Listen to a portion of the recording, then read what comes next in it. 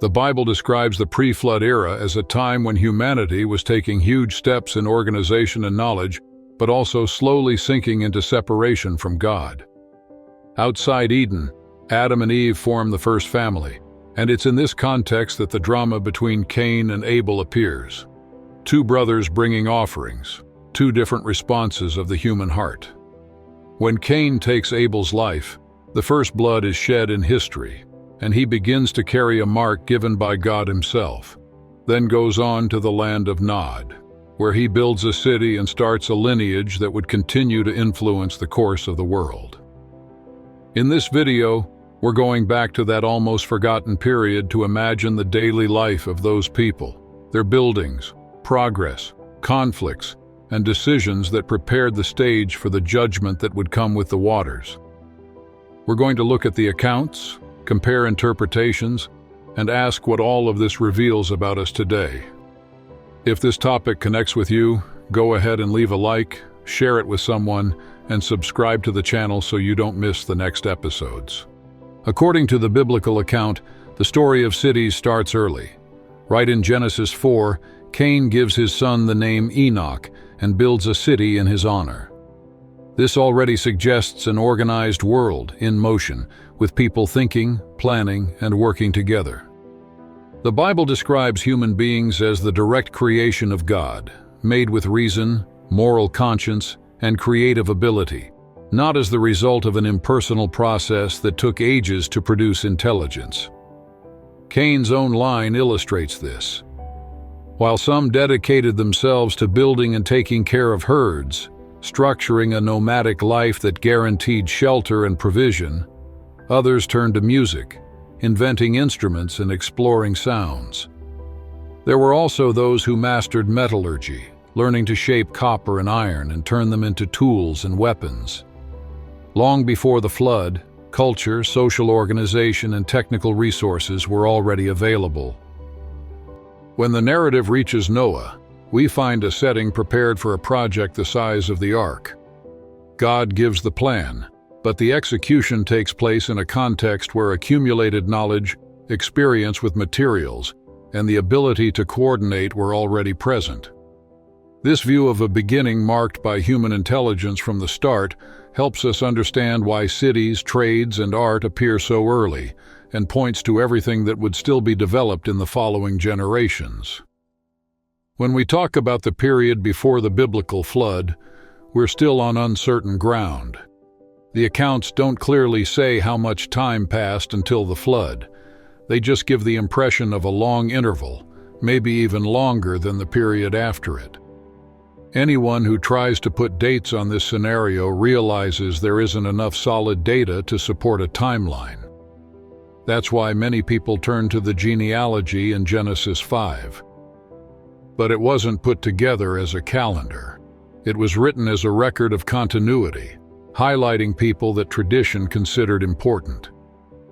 When the text says that someone begot another person, that can mean that a whole line came from that figure, not necessarily an immediate child.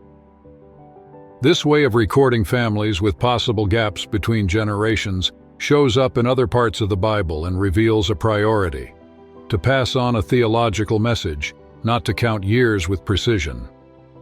So any attempt to turn these lists into a timeline has to be handled carefully, knowing that we're dealing with information the text itself never intended to provide.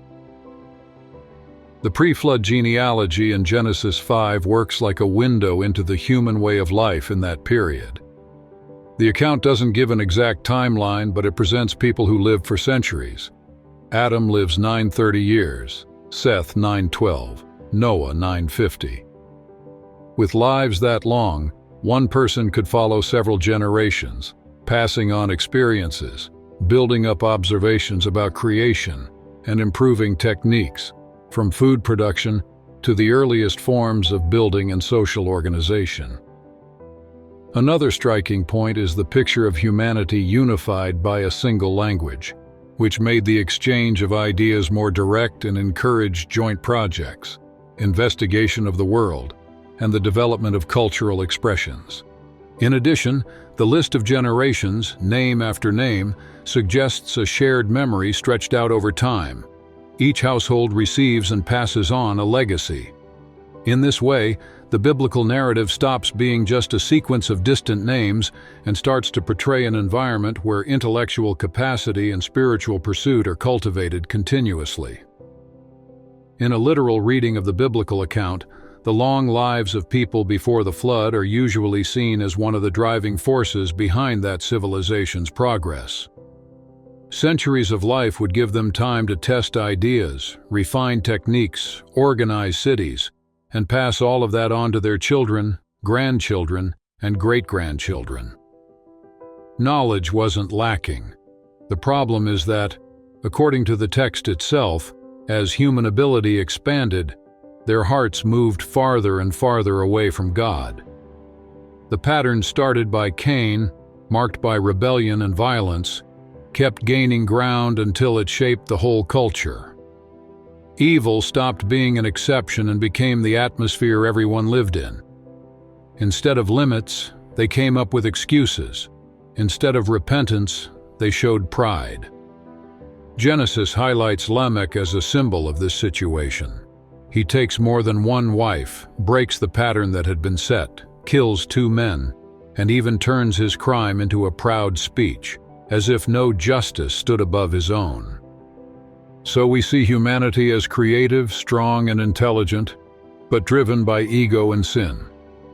The long lifespan, which could have been used to deepen their relationship with the Creator and preserve what is good, ended up multiplying the influence of evil, stretching its presence across generations and creating the context in which the judgment of the flood breaks out over the whole earth and exposes just how far that path had gone. In the book of Genesis, right before the flood, there's a passage that still intrigues readers today. The moment when the sons of God draw near to the daughters of men. In just a few lines, chapter 6 raises the question: who were these beings, and what happened there? One well-known reading understands that the text is describing a crossing of boundaries, where rebellious spiritual beings join with human women and produce an unusual offspring called Nephilim. The term comes from the Hebrew Nephilim and is usually associated with fallen ones or giants, but the account doesn't go into detail about their appearance or way of life. What we can see is that they were remarkable figures, remembered as strong and influential in their time. Even so, the focus of the story is not people's curiosity about these characters, but the moral environment in which they appear. Violence was spreading, evil was becoming routine, and humanity was drifting away from God's purpose. In this setting, the Nephilim work almost like a visible sign that something deep in creation had gone out of order, as if the boundary between heaven and earth had been wounded. It's out of this scene of growing corruption that the text introduces the announcement of the flood, not as an isolated event, but as God's response to a story that was moving, step by step, toward its own ruin. The mention of the Nephilim doesn't appear in Genesis just as a curiosity about mysterious figures, but as a picture of a time when faith started to fade. The line of Seth is remembered as the one that kept the knowledge of God. However, as his descendants joined with those of Cain's family, marked by rejection of God's ways, the line between devotion and rebellion began to disappear, and evil gained ground without resistance. In this climate of mixing and drifting away, the Nephilim appear, described as men with great social weight, leaders remembered more for the influence they had than for any unusual physical trait. Some scholars even see in Goliath and other later warriors a distant echo of that time, even though the biblical text doesn't make that connection directly. Even so, the story before the flood is not just a picture of corruption. In the middle of the spread of violence, people show up who break the dominant pattern and reveal another way. Abel appears as the first to pay with his own life for an offering that expressed faithfulness. Enoch is portrayed as someone who walked so closely with God that he was taken from the earth without going through death. Noah, in turn, is presented as the righteous one found when injustice had become the rule among people. These lives form a line of resistance. They show that even when most people choose to walk away, God preserves a witness in history and keeps working through it, keeping the chance of a new beginning alive in a world that insists on walking in the opposite direction. Before the flood, humanity was heading toward ruin. Violence dominated relationships, injustice was seen as normal, and the ways of the Lord were being set aside. In this setting, Noah appears as a contrast. In the middle of corrupted decisions, he chose to walk with God, remain obedient, and not compromise his faith. He was not just a man spared from a tragedy, but someone called to preserve life when everything pointed to destruction. The flood didn't come as an impulsive reaction, but as a response to the limit of human evil. While many ignored every warning, God was preparing a path of protection. The story doesn't start with Noah.